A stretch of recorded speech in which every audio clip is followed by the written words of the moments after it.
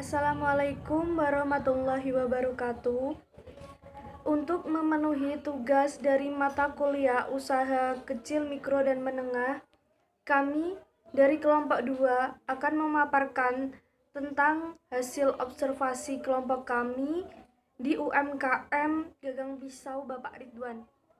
Sebelum saya melanjutkan presentasi ini, saya akan membacakan terlebih dahulu nama-nama anggota dari kelompok saya. Anggota kelompok saya terdiri dari yang pertama adalah Destiana Linda Kusumaning Tias dengan NIM 2019-11026. Yang kedua adalah Nurul Aziza dengan NIM 2019-11027. Yang ketiga, saya sendiri, Sukma Ayu Mahadika Rani dengan NIM 2019-11034.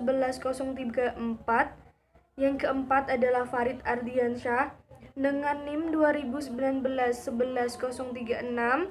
Dan yang terakhir adalah Ardega Hiro Akbar dengan NIM 2019-11046. Selanjutnya, saya akan membacakan tentang profil perusahaan. Nama usaha ini adalah Gagang Pisau Bapak Ridwan. Alamat usaha ini terletak di Desa Terban, RT 2 RW 2. Nama pemilik usaha ini adalah Bapak Ridwan. Kepengurusan dalam UMKM Gagang Pisau ini masih kekeluargaan. Usaha Gagang Pisau Bapak Ridwan ini berdiri pada tanggal 7 Desember 2014. Dan latar belakang munculnya usaha ini karena Bapak Ridwan ingin memanfaatkan kemampuan yang dimilikinya untuk mencari nafkah untuk keluarganya. Selanjutnya akan dibacakan oleh teman saya.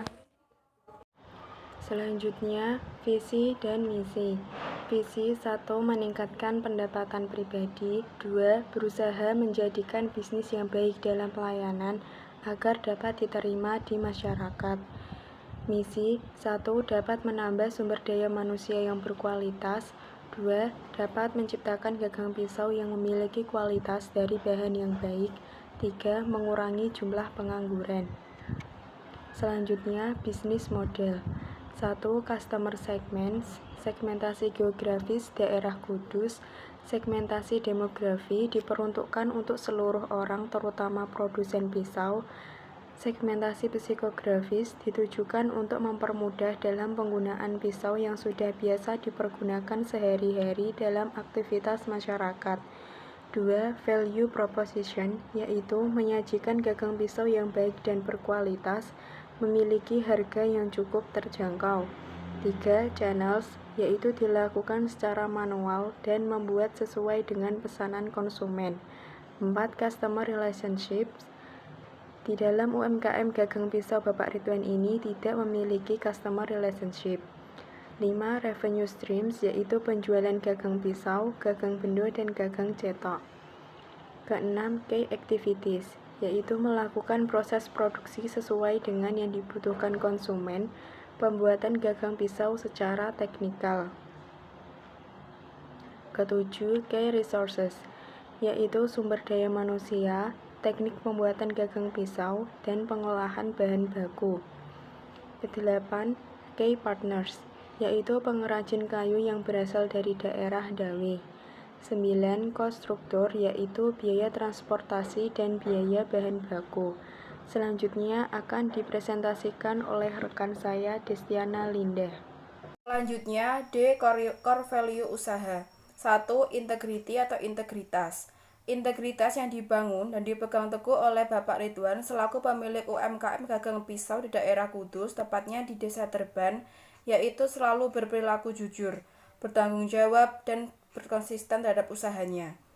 Hal tersebut diterapkan dengan tujuan agar mendapatkan kepercayaan dan loyalitas para konsumen.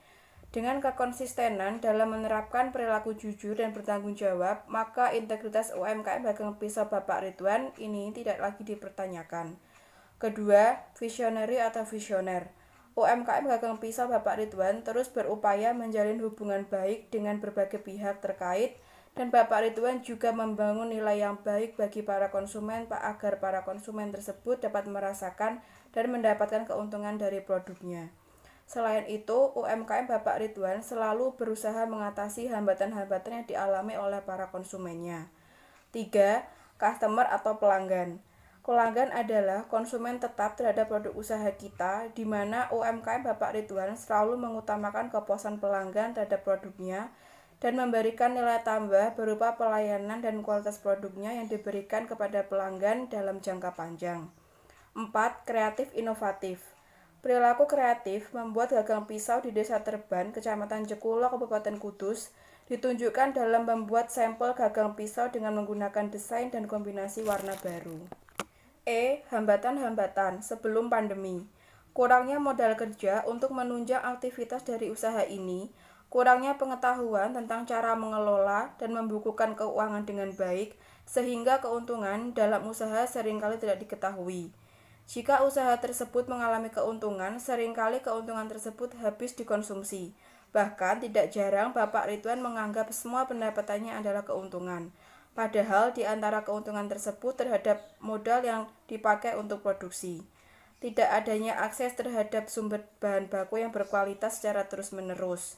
Terkadang Bapak Ridwan menggunakan bahan baku berkualitas, namun tidak jarang beliau juga menggunakan bahan baku yang tidak memenuhi standar. Ketersediaan bahan dan seringkali terjadi ketidaksesuaian bahan yang disetujui dengan bahan yang dipakai pada produk jadi. Baik, selanjutnya akan dipresentasikan oleh rekan saya, yaitu Ardega. Hambatan-hambatan sesudah pandemik. Menurunnya pendapatan yang diperoleh karena sepinya pesanan di masa pandemi COVID-19. Saat pandemik seperti ini, Bapak Ridwan sulit memasarkan gagang pisaunya karena banyak para produsen pisau yang menolak, yang diakibatkan oleh karena para produsen pisau tersebut tidak bisa leluasa berjualan di pasar imbas dari pandemi. Akibatnya, pendapatan dari usaha Bapak Ridwan ini menurun. Total penjualan sebelum pandemi pada UMKM gagang pisau dalam 1 bulan kurang lebih 3.750.000 yang diperoleh dari penjualan kurang lebih 1.500 kodi gagang pisau. Listrik yang dibayarkan per bulannya 120.000. Bahan baku yang dibeli per bulannya kurang lebih 1.500.000. Jadi total biaya yang dikeluarkan UMKM gagang pisau ini setiap bulannya adalah 1.620.000. Sedangkan penghasilannya per bulan adalah 3.750.000. Aspek finansial. Jika ingin mengembangkan UMKM ini, akan lebih baik jika Bapak Ridwan menambah modal usahanya dengan cara meminjam dari bank atau mengajukan bantuan sebagai unit usaha pada pemerintah. Selain menabung, Bapak Ridwan bisa membuat proposal pengajuan dana usaha pada pemerintah dengan berbagai persyaratannya. Atau bisa mengajukan pinjaman ke bank. Masalah keuangan UMKM yang digunakan dalam urusan pribadi bisa diperbaiki dengan mereset kembali rencana anggaran bisnis yang telah Bapak Ridwan buat per bulannya. Fokuskan pada kebutuhan bisnis dan bagi jadi beberapa bagian akumulasi keuntungan dalam 1 bulan itu. Yang kedua, aspek pemasaran. UMKM Bapak Ridwan ini dapat semakin berkembang dengan meningkatkan pengetahuan dan keterampilan penggunaan komputer dan internet. Melalui internet marketing dan promosi, produk barang Bapak Ridwan ini dapat dikenal secara internasional. Untuk mengembangkan promosi pada UMKM Bapak Ridwan sebenarnya bisa menempuh banyak pilihan strategi promosi dengan minim biaya, seperti promosi online, mulai dari membuat website atau blog, lalu bergabung ke marketplace, dan selanjutnya menyapa konsumen di media sosial. 3. Aspek operasional. Teknis produksi, lokasi usaha. Analisis lokasi usaha ini merupakan unsur utama yang mendapat sorotan di mana produksi itu akan berlangsung. Lokasi UMKM Bapak Ridwan ini terletak di Desa Terban, Kabupaten Kudus, di mana lokasi tersebut lumayan jauh dari pasar ataupun tempat yang cocok untuk menjual produknya. Bahan baku. Dalam produksi, aset terpenting adalah persediaan bahan baku, di mana bahan baku dari UMKM Bapak Ridwan ini berasal dari lokal, yaitu mendapatkan bahan baku dari pengrajin kayu yang ada di daerah Dawe. Proses produksi sangat mempengaruhi hasil akhir produk, baik produksi yang dihasilkan sesuai standar dan keinginan ataupun tidak. Proses produksi yang dilakukan Bapak Ridwan yaitu secara teknikal karena menggunakan mesin bubut dan mesin gergaji untuk pengerjaan produknya. Keempat, aspek SDM. Jika modal telah bertambah, sebaiknya beliau juga melatih SDM di sekitar lingkungannya untuk menambah SDM pada UMKM-nya dan mengembangkannya secara bersama-sama. Dengan SDM tersebut itu, Bapak Ridwan dapat meluaskan jangkauan pasarnya atau promosinya dengan cara setiap SDM yang telah dipekerjakan beliau harus melakukan promosi lewat media sosialnya masing-masing.